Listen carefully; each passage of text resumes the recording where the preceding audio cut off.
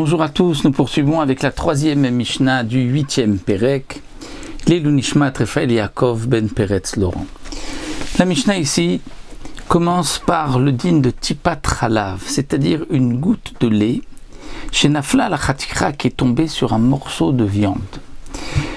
Donc nous avons un morceau de viande qui se trouve dans une marmite, donc sur le feu, une marmite brûlante qui est des richonnes, qui donc, lorsque le lait va tomber sur la viande, nous allons avoir un problème de bassar bechalav.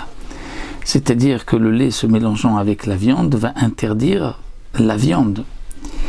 Mais ici, le lait, une goutte juste est tombée sur un morceau, shenafla ala chaticha.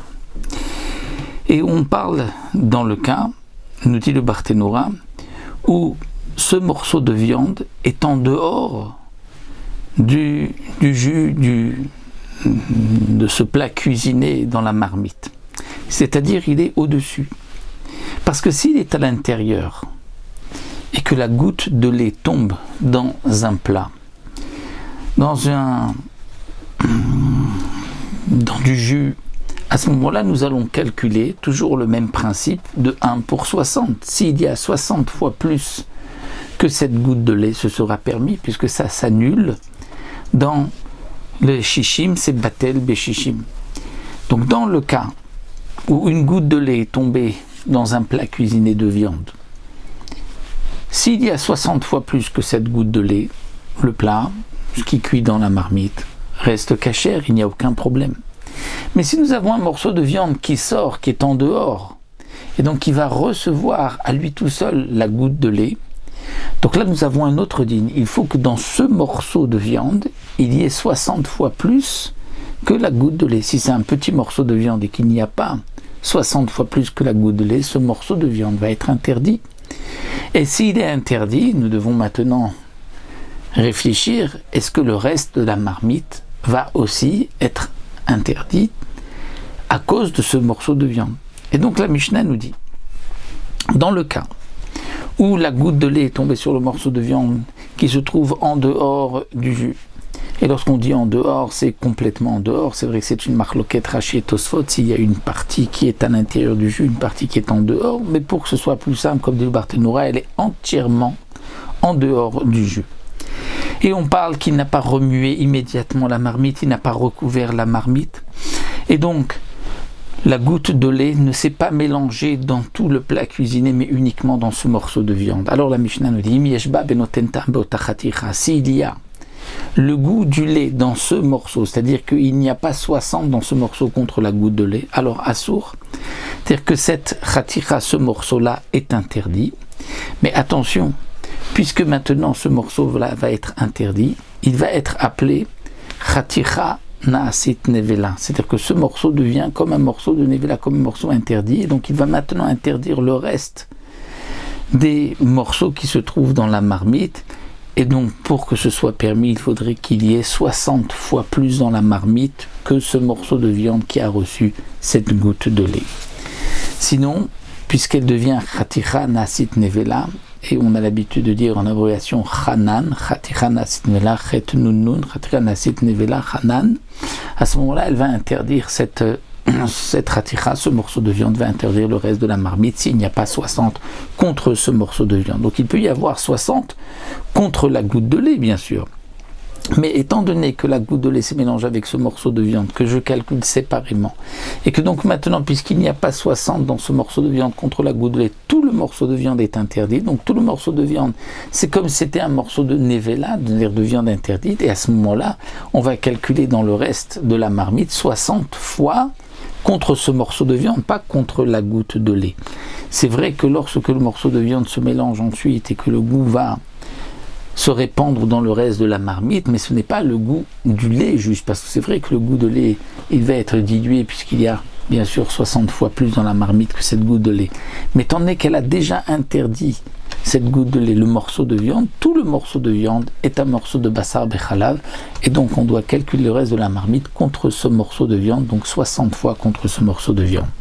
Donc ce que la Mishnah vient nous dire, c'est que s'il y a dans ce morceau de viande le goût du lait, c'est-à-dire qu'il y a moins que 60 par rapport à la goût de lait, ce morceau-là est interdit, et donc, dit le Barthénora, il interdira automatiquement le reste de la marmite, lorsque ensuite donc on va le remuer ensuite, et que une fois que le morceau a été interdit, il a ensuite remué, et donc tout ce bassar bechalav se mélange dans la marmite. Il faut qu'il y ait 60 contre la marmite. S'il n'y a pas de goût de lait dans le morceau de viande, donc c'est-à-dire qu'il y a 60 fois plus dans le morceau de viande par rapport à la goutte de lait, à ce moment-là même le morceau de viande est permis. La Mishnah continue. Mais si immédiatement, dès que la goutte de lait est tombée, il a remué la marmite, et donc la goutte à ce moment-là ne se mélange pas juste avec le morceau de viande, mais avec tout ce qu'il y a dans la marmite, alors là nous dit la Mishnah, s'il y a le goût du lait dans cette marmite, ce serait interdit. C'est-à-dire s'il n'y a pas 60 fois plus dans toute la marmite, dans ce que contient la marmite, il n'y a pas 60 fois dans ces aliments-là par rapport à la goutte de lait, c'est là que ce serait interdit. Mais s'il y a 60 fois plus, ce restera permis. La Mishnah continue avec le kral. Le kral, c'est le pied de la vache, là où se trouve donc il y a du lait dans le kral. Le kral, pied de la vache, il y a donc de la viande, mais il y a aussi beaucoup de lait. Et le lait se trouve pas seulement à l'intérieur du creux du pied de la vache, mais aussi dans des petits trous qui se trouvent dans la chair, aussi dans donc les mamelons de la vache. Et donc pour cela, comment va-t-on faire pour pouvoir le manger? Koro, il faut le déchirer, ou motzi et tralabo, et faire sortir le lait. Et comme dit le Barthénora, on va le déchirer chez Tivere, c'est-à-dire dans la longueur et dans la largeur, et on va l'écraser contre le mur afin que tout le lait puisse sortir. Si on a agi ainsi, on pourra ensuite le faire cuire, dit le Barthénora, même avec de la viande, parce qu'on considère que tout le lait qui se trouve à l'intérieur est sorti. L'okera aussi, on ne l'a pas déchiré. Alors à ce moment-là, il n'overalav, c'est-à-dire on ne transgressera pas bassar bechalav si on la fait cuire tout seul, dit le Barthénora. Et même les khatrila, on pourrait le faire. C'est vrai que le lachon ici est bédi avad, on ne transgresse pas, dit le Barthénora, c'est par rapport à la suite, par rapport au cœur que nous verrons par la suite. Mais c'est vrai qu'on pourrait le faire cuire même tout seul, même si on ne l'a pas, donc déchiré, on peut le faire cuire et il sera permis, même si on n'a pas donc déchiré le kral, on n'a pas enlevé le lait qui se trouvait à l'intérieur. Si on a fait cuire le kral tout seul, sans aucune viande, il n'y a pas de transgression. Pourtant, il y a du lait à l'intérieur, c'est vrai, mais étant donné que le lait qui se trouve à l'intérieur n'est interdit que midera banane, étant donné qu'il n'est pas sorti de la vache, eh bien, les chachamim n'ont interdit que lorsqu'on le fait cuire avec un autre morceau de viande, mais pas avec le nid de la vache lui-même. La Mishnah continue, Alev, le cœur. Dans le cœur, il y a du sang. Et le sang, il faut le faire sortir. Koro, motziet d'amour, on va aussi déchirer le cœur et on va faire sortir le sang. L'okero, si on ne l'a pas fait sortir le sang, on ne l'a pas déchiré, à ce moment-là, eno veralav, il n'y a pas de transgression, c'est-à-dire de karet. Nous dit le Barthénora, pourquoi il n'y a pas de transgression de karet? La Gemara dans Maseret Kritout nous dit parce qu'il s'agit ici du cœur d'un oiseau où il n'y a pas la quantité d'un kazaït de sang. Mais si c'est le cœur d'une bête, bien sûr qu'il y a karet si on l'a mangé, qu'on n'a pas déchiré, étant donné qu'il y a à l'intérieur du sang. La chair du cœur, même si on a fait cuire avec son sang, n'est pas interdit. Parce que le cœur est lisse et n'absorbe pas le sang qui se trouve à l'intérieur.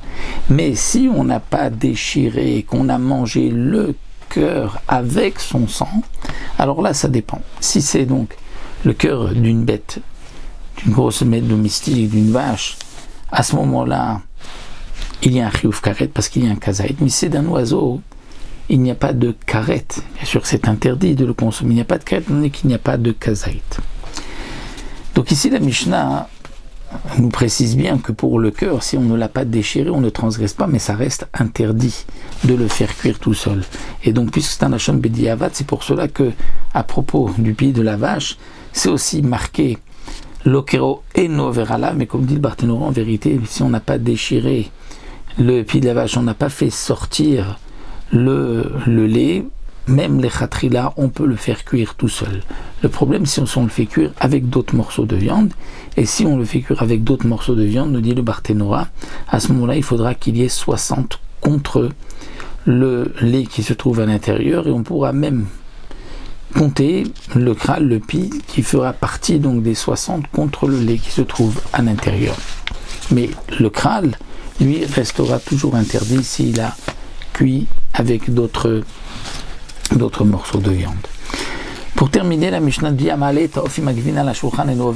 c'est celui qui va sur la même table mettre du off, c'est-à-dire de la volaille, d'un oiseau, de la viande d'un oiseau, imagvina avec du fromage à la shulchan sur la table, et nover belotase, il ne transgresse pas de l'otase, c'est-à-dire de commandement négatif. Alors c'est évident qu'il ne transgresse pas, puisque juste d'avoir mis sur la table, il n'y a pas d'interdiction. Le patron nous dit, c'est-à-dire il ne pourra pas venir, il n'arrivera pas à une interdiction.